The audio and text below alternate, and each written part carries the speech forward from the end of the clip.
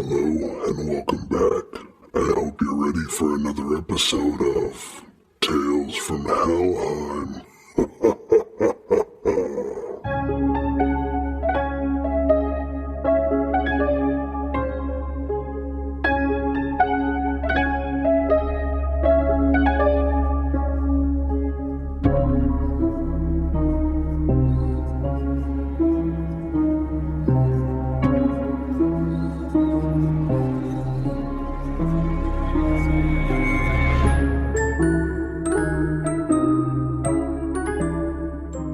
Today will be a solo story kind of day.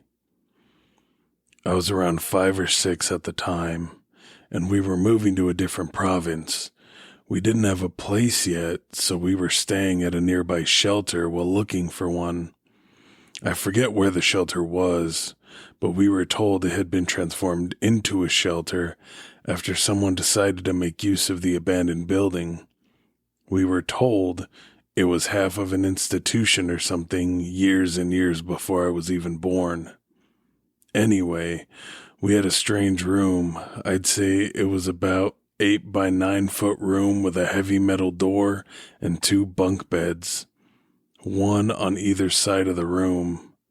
The bunk beds had metal framing and seemed a tad bit unstable, and the mattresses were hard and the floor was concrete, and not even a tiny window in sight. But we didn't complain because it was temporary. We were the only ones living in a room on that floor. I remember very vividly that my sibling and mother were in the kitchen preparing food for the shelter as it was their turn. That was part of the agreement to stay there. Plus there were at least 40 other people. It was 2 to 3 floors and had a basement. I remember going to bed early because I was really tired, so my mom opened the heavy door and let me in the room. I turned on the light and waited to climb into the ladder to get to the top of the bed before saying goodnight. She then turned the light off and I snuggled in the blankets, but I couldn't fall asleep. So I stared at the ceiling. I don't know how much time had passed. But then I heard the bunk bed on the other side of the room creak, as if someone was climbing up the ladder into that bunk bed, right across from mine. And since my older brother was the one who slept there, I spoke thinking it was him, and he somehow quietly snuck in the room to not wake me up. So when I heard the creaking stop, indicating that someone was on the mattress across from me, I said, "Hey, Aiden, you didn't have to sneak in, I can't fall asleep," only to get no response. This was unusual for him since he'd usually say something right away, either to tease me or to help me sleep. However, I got no response, just the sound of the sheets rustling a tiny bit. I assumed he didn't hear me, so I spoke louder. "Hi, Aiden, did you guys finish the food yet?" No response. To this, I became a little bit worried that something had upset him, so I sat up and turned my head toward the bed, hoping that I would be able to comfort him if he was upset. I barely got his name out of my mouth when I realized it wasn't him, but a dark figure, some girl around my age at the time. She had 2 braids and a puffy old-fashioned dress. She had been sitting crisscross, staring and pointing in my direction. Of course, I got so scared I couldn't scream, thinking if I did I'd be harmed in some way. So I stayed quiet and hid under my blankets. A few hours later, my mom comes in and turns on the light with my siblings behind her. I saw the light on, so I automatically assumed someone was in the room and I was safe. So I shot up out from under my blankets and quickly climbed down the ladder and hugged my mom. She asked me what was wrong since I was still shaking. But me, thinking that the girl was still in the room, waited till the next day when we went on our morning walk to explain to her what had happened.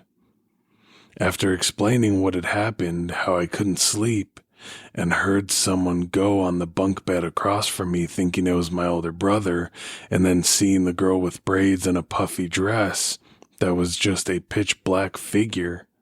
My mom was horrified, but just to be sure it wasn't my imagination, she went asking people in the shelter about a supposed ghost, giving no detail about what I had told her.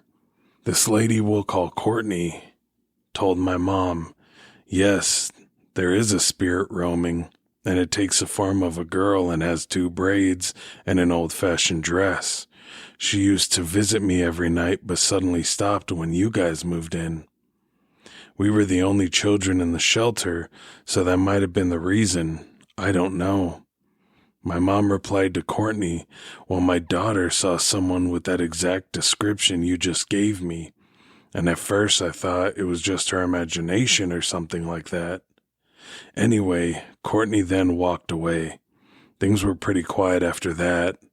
I had seen something run in the corner of my eye every once in a while, or hear the sound of knives sharpening when no one was in the kitchen, and occasional sounds of screaming from the basement when no one was down there. However, it was a family room you could book. One day, our family had booked it. There were kids' toys, colored maps, wooden tiled floors, and a TV. We were watching The Land Before Time, and I looked on the dark side of the room in curiosity, and there she was, standing in the middle of the dark side of the basement. She ran around the corner. The basement was in an L shape, and we were using half of the L side of it. Anyway, at this point, I'm more curious about her than afraid. I kind of thought she wanted to play since she was in the toy section of the room, so I followed her, thinking it was a game of hide and seek. I stood up from the couch without a word, and my mom asked me where I was going, but I didn't answer. I just walked into the dark side of the room, which to her was strange since I had a fear of the dark back then, as most kids do. She was confused why I would go into the darkest side of the basement, where the light didn't reach willingly. She followed me and I entered a dark closet. I started looking around frantically and kept asking, where are you? Don't you want to play with me? Is that why you keep running around me? I asked over and over, questions along those lines. My mom obviously was concerned, turned on the lights and picked me up, turned off the TV, and brought me and my siblings upstairs. She asked why I was acting the way I was, and according to her, I said she wants to play. After that, Ma and the rest of my family started getting scratches and tiny bruises mysteriously. Within a week, my mom found a place and we moved there, leaving our toys and stuff behind, believing the spirit could have possessed them to follow us. We only kept a few things of clothing, some money, food, and IDs. We bought new stuff at the store and lived on the other side of town from a shelter. Now the question is, what would you do in that situation? Would curiosity pique your interest and you'd go trying to explore the realm of the unknown? Or would fear take hold and set in and cause you to run in terror or just avoid that place like the plague? Always be safe in everything you do because you never know what can happen minute to minute, second to second, even day by day.